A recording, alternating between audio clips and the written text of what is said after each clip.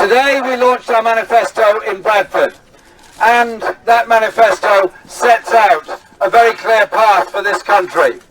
Either we can continue going down the road of low investment, greater inequality, greater poverty, more homeless people, more food banks, more debt, more young people underachieving, more schools where head teachers are told the solution to their problem is to collect from the parents to pay the teacher's salary.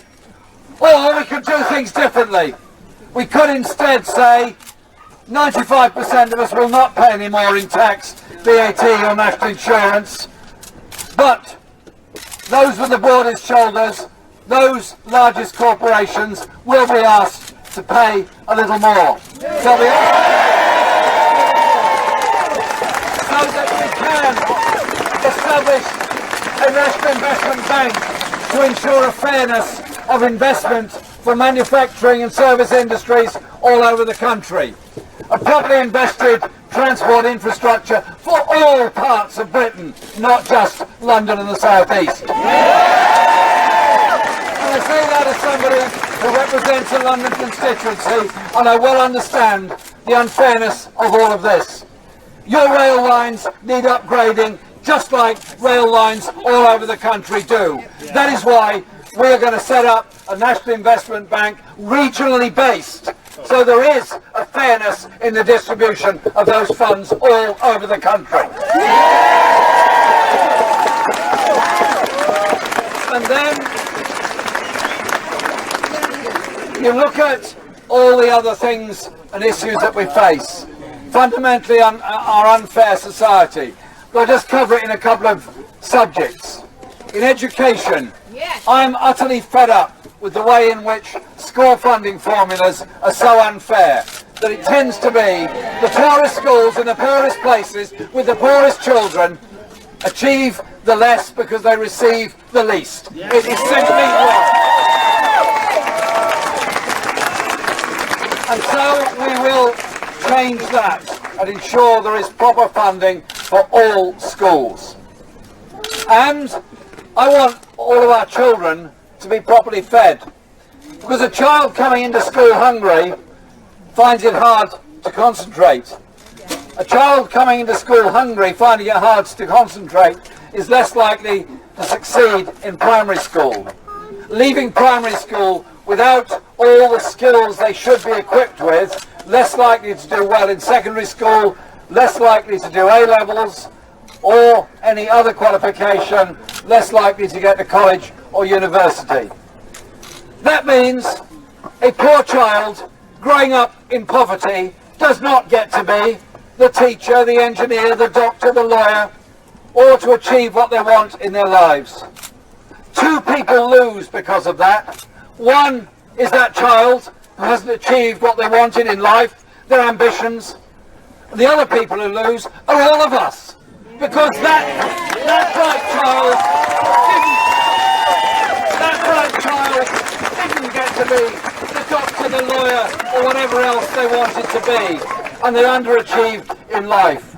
So I am utterly determined that we will fund our schools properly, we'll pay our teachers properly and not force them to leave under stress levels that are unendurable and unbearable for so many of them. And that we'll make sure they are properly fed while in primary school by giving every child a good lunch every day during primary school.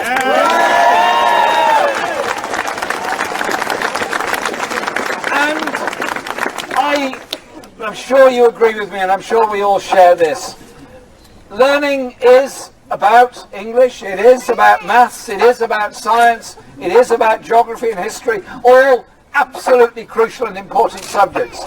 But it's also about unlocking the creativity and imagination that is there in all of us. It's about learning about our communities and our lives, and being part of a wider community. The great African saying is, it takes a child to bring up, it takes a village to bring up a child. It takes a child to educate a village. And that is the philosophy that will be behind it. And I'm very proud of what we're doing there. And also we're going to introduce a pupil arts premium so that every child in every school can learn a musical instrument.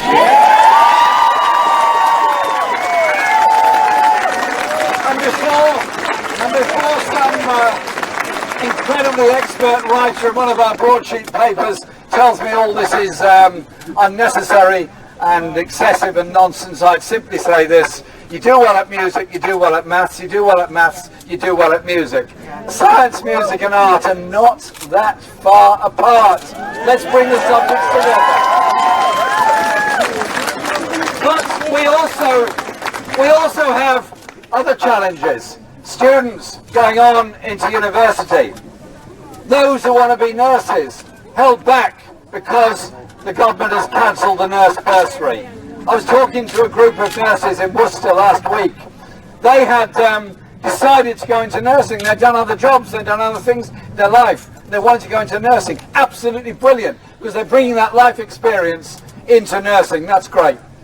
But they told me they could only do it because they got the nurse bursary to help them through the training. The Tories cancelled it. Therefore, there's going to be a shortage of nurses. Therefore, we're going to have difficulties in our NHS.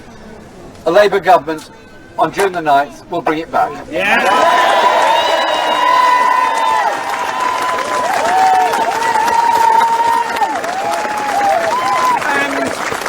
as one who's been in Parliament and been around long enough to remember the days when going to university was a choice, not something you would approach with trepidation because you wonder what would happen in the future. We've looked at it, we've gone through it all very, very carefully, and we are utterly determined to get rid of student fees so that everyone can go to university.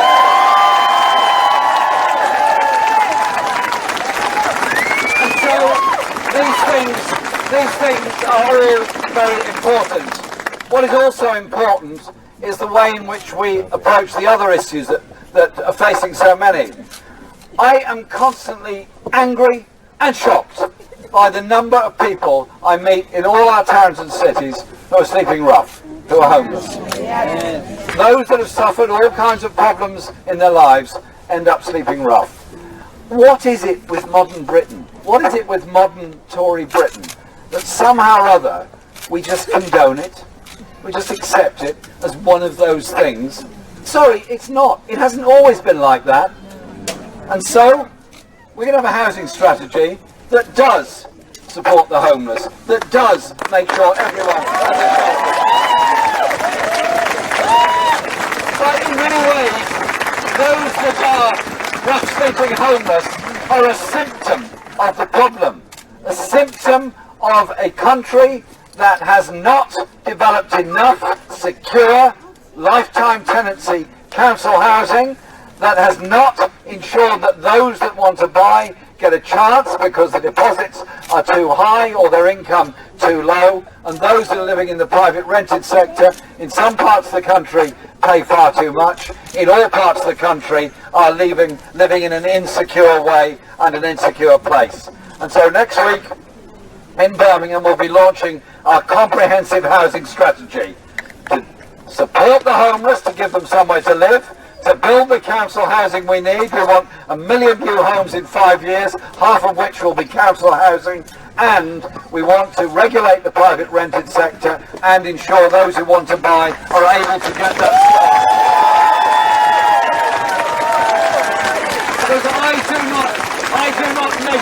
Because I do not measure the success of a housing policy by the number of big-time investors that can buy luxury homes in London and the South East and keep them empty while the prices rise and sell them on without them ever being used. There's something offensive about places being kept empty while there are people who are homeless. So it will be different. It will be a very, very different philosophy. And it's also the world in which we live.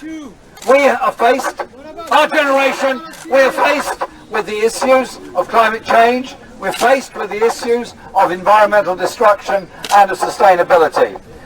I have a very strong view on all of this. I want to lead a government that develops an energy policy where 60% of our power is generated from renewable sources.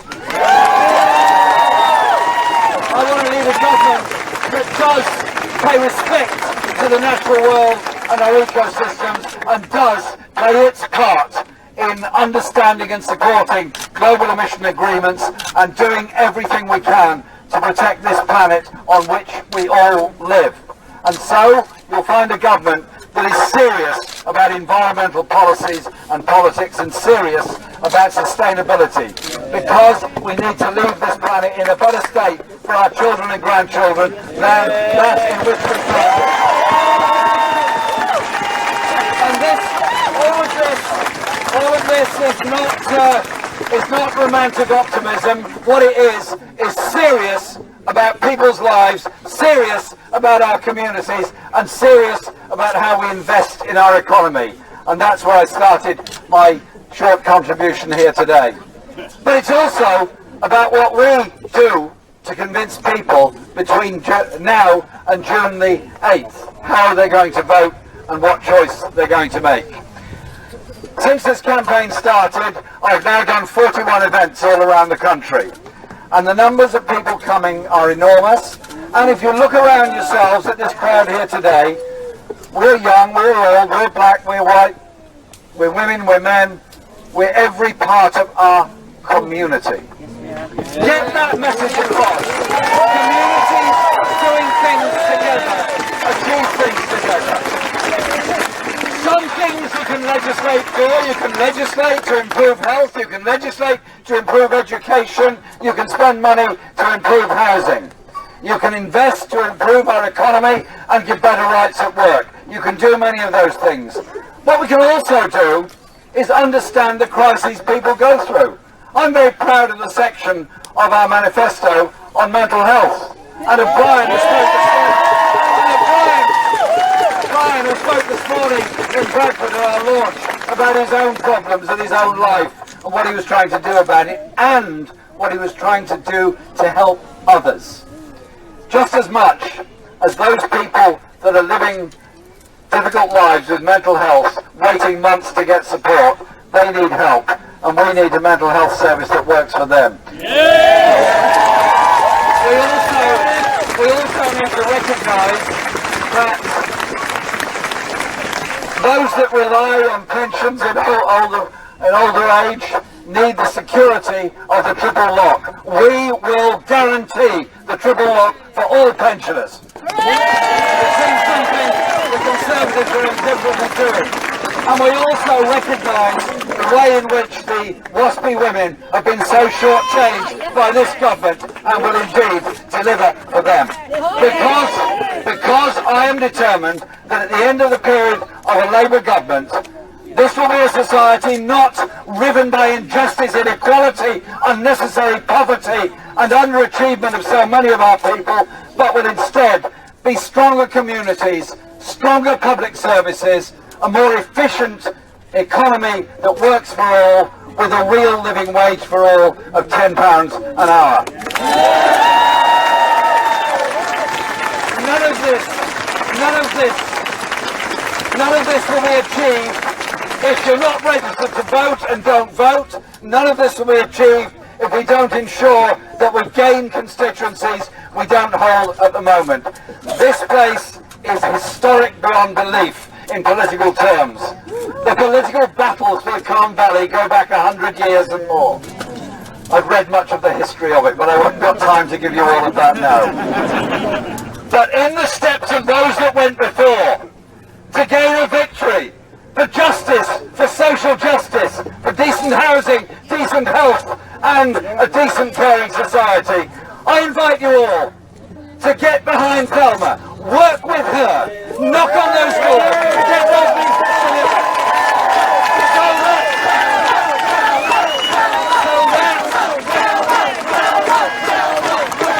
On June the 9th, we will know the good news that this area, once again, returns to the Labour fold, and you have a Labour MP to represent you, a Labour MP to deliver those things that we're determined to do in this election. Our manifesto, which I hope to hold up, but one hasn't managed to make it from the bust of my hands, but Thelma now has one, which I will hold up. Thank you very much, but don't take it away. Seamless. There you are.